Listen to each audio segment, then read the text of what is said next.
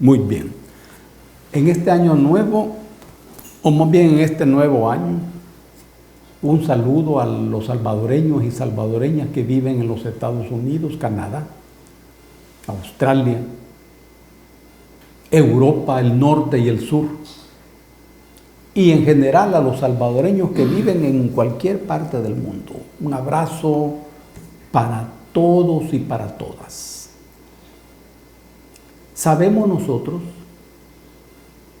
que una cosa es el territorio electoral y otra cosa es el territorio político. En una primera mirada, lo que se avecina en nuestro país es una elección en donde culmina una campaña electoral. Pero en realidad lo que se avecina es una votación. La gente vota, pero no elige. El sistema político está organizado de tal manera que la gente se limite a votar, Y se le dice que el voto de cada persona es libre, es igualitario y es secreto. Estas tres figuras que son como características del voto son encendidamente discutibles. Porque el voto de una persona no es igual al voto de otra persona. ¿Cómo va a ser igual mi voto al voto de Ricardo Poma? ¿Vale lo mismo ese voto? No. Claro que si vos lo mirás a partir del número, sí, es un voto y otro voto. Sí, pero el valor no es el mismo. El valor no es el mismo. El valor es como el corazón, como la esencia, más allá del precio de las cosas. Un voto en determinadas circunstancias puede tener un precio, que es cuando se compran los votos, que es un ejercicio normal en ciertos procesos electorales. El voto también tiene precio. Y el precio difiere. El valor también. Te dicen el voto es libre, igual y secreto. Esto del secreto del voto es también un galimatías. ¿Y por qué el voto de la gente es secreto? Aparentemente para garantizarle su seguridad, pero realmente el voto es secreto para evitar que la gente haga política. Porque cuando yo digo por quién voto, estoy haciendo política. Y lo que el sistema busca es que la gente se limite a votar y no a hacer política. Esa es la diferencia entre votar y elegir. Ahora, una campaña electoral también es diferente a una campaña política. En los aparatos ideológicos de Estado se confunden y hablan de la campaña política, cuando en realidad están hablando de una campaña electoral. Esta campaña electoral es publicitaria. Tiene que ver con lo que se llaman medios. Tiene que ver con la foto, tiene que ver con las sonrisas, con las dentaduras de los candidatos. Y no tiene que ver con el pueblo que vota. ¿Cuándo una campaña electoral se transforma en una campaña política? En aquellas circunstancias en donde esa campaña electoral se contamina con la realidad de la sociedad humana donde se está realizando esa campaña electoral. Es decir, cuando en esa campaña electoral se ventilan los problemas reales de la gente real, de la sociedad real. Observa vos que estamos hablando de sociedad humana. No estamos hablando de sociedad civil ni de sociedad política. La sociedad civil es el escenario donde el poderoso construye su hegemonía.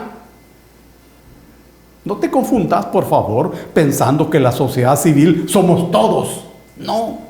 Sociedad civil es el escenario de conflicto, donde el poder construye su hegemonía, es decir, su control total sobre los más débiles. A eso se llama sociedad civil.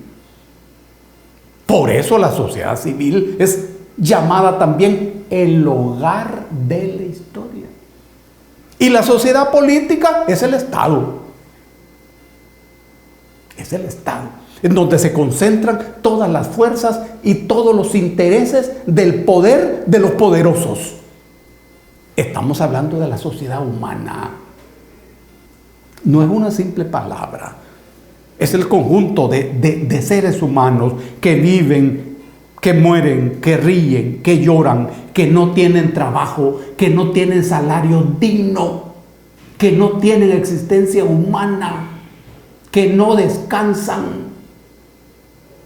Esa es la sociedad humana. Entonces, una sociedad electoral se contamina de la realidad y se convierte en campaña política. Esta es la diferencia. En la historia de nuestro país, El Salvador, las campañas electorales concitan conflictos. Históricamente es así. Es así. Desde las campañas que se realizaron en la década del 20 del siglo antepasado, las de 1932, las campañas electorales del año 1944, de octubre de 1944, que terminaron con el golpe de Estado de Osmín, Aguirre y Salinas, a la campaña del PAR en 1967, las campañas electorales de la Unión Nacional Opositora en 1972 y 1977, que abrieron la puerta para la guerra civil, que duró 20 años. La actual campaña electoral nos presenta una campaña electoral fantasma, donde por primera vez en la historia las personas somos los sujetos y los partidos políticos son los objetos. Normalmente en una campaña electoral el partido político es el sujeto, es el rey, es el protagonista, es el que pone las vallas, es el que pone las caras sonrientes y los personajes con una buena dentadura. Y las personas son los objetos. Cada persona vale un voto. Y los partidos miran en cada persona un voto. En esta coyuntura es al revés. Por primera vez las personas se perfilan como sujetos. Y sujeto político. Una persona es sujeto político primero, cuando define sus objetivos políticos. 2, cuando define quiénes son sus amigos, sus enemigos y sus aliados. 3, cuando define los instrumentos para lograr sus propósitos. 4, cuando calendariza sus acciones. Esa es la subjeticidad política de las personas. Eso se está dando en esta coyuntura y los partidos políticos son objeto. Segunda característica de esta coyuntura: es derrotado el aparato ideológico tradicional del poder. Es que minuto a minuto, segundo a segundo, hora tras hora, se está repiqueteando en la conciencia de la gente que todo está bien, que no hay problema. Mira los diarios. Cuando vos abrís un diario, todo es fiesta. En las páginas hay hasta desfiles de modas. ¿Te imaginas vos? Desfile de moda en un país como el nuestro. Pero aparece todo eso. Pero eso se ha roto. La gente sabe que hay crisis. La gente sabe que hay hambre. La gente sabe que hay desesperación, hay incertidumbre y miedo. Porque lo sufre. Lo sufre. Ese aparato ideológico ha fracasado. Y ahora hay en el país una pequeña coyuntura y una gran coyuntura. La pequeña coyuntura tiene que ver con lo que va a ocurrir el 3 de febrero. Esa es la pequeña coyuntura. Y la gran coyuntura es lo que sigue. Es lo que sigue. Electoralmente hay unas encuestas que dan una victoria a un determinado candidato. Estamos hablando de encuestas. Pero a ciencia cierta no se sabe qué es lo que va a ocurrir el día de la votación. Y nadie debe bajar la guardia. Nadie debe partir que hay una victoria en el bolsillo. Nadie. El pueblo, mucho menos. Porque el pueblo debe saber que al poder y a los poderosos no les gusta tan siquiera imaginarse que el pueblo gane. Porque ocurre que si el pueblo gana, es porque los poderosos pierden. Y si los poderosos ganan, es porque el pueblo ha perdido. Esto es impajaritable. Nadie debe bajar la guardia. Y al poder, este poder ha de saber que la clave de la coyuntura, de la pequeña coyuntura del 3 de febrero es el juego limpio. Juego limpio. Y ojo, cuando hablamos de juego limpio no nos estamos refiriendo a la ley. Porque como dice San Pablo de Tarso en su carta a los romanos, una cosa es el pecado, dice él. El pecado se comete cuando se cumple la ley. Y otra cosa son los pecados. Los pecados se cometen cuando se viola la ley. Ojo, pero San Pablo dice, el pecado se comete cuando se cumple la ley. Porque en sociedades como la nuestra se llama justicia al cumplimiento de la ley.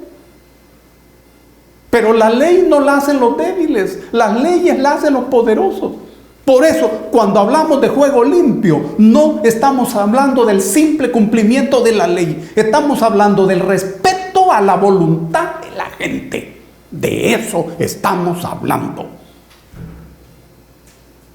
Y si se habla de estabilidad del país, eso tiene que basarse en el respeto a esa voluntad, sea cual sea esa voluntad. De tal manera que el que gane limpio. Y el que pierde, que pierda limpio. No estamos hablando de reglas, estamos hablando del juego. Juego. Juego es el conjunto de condiciones políticas, económicas, ideológicas, sociales que determinan la estructura y el funcionamiento de una sociedad. A eso llamamos juego. Y las reglas son las condiciones dentro de las cuales se juega este juego. Juego limpio es la armonía entre el juego y sus reglas.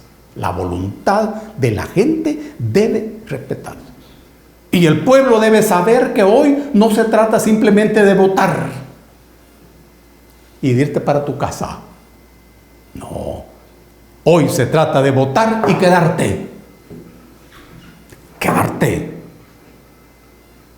Ese es el cuidado del voto. Y estamos hablando del voto de la gente.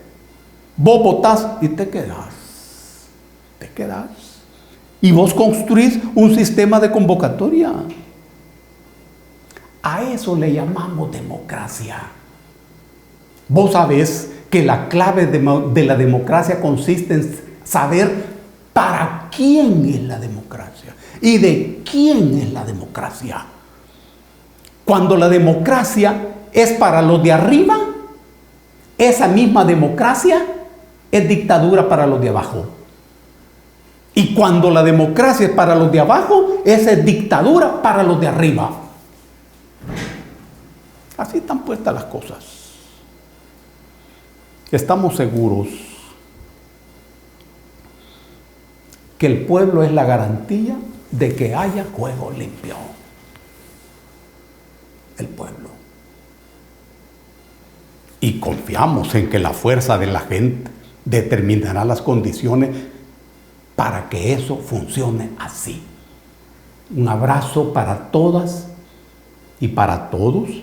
Este año que empieza está cargado de decisiones fuertes y el pueblo debe fortalecer su movilización, su organización y su formación. Los caminos están abiertos.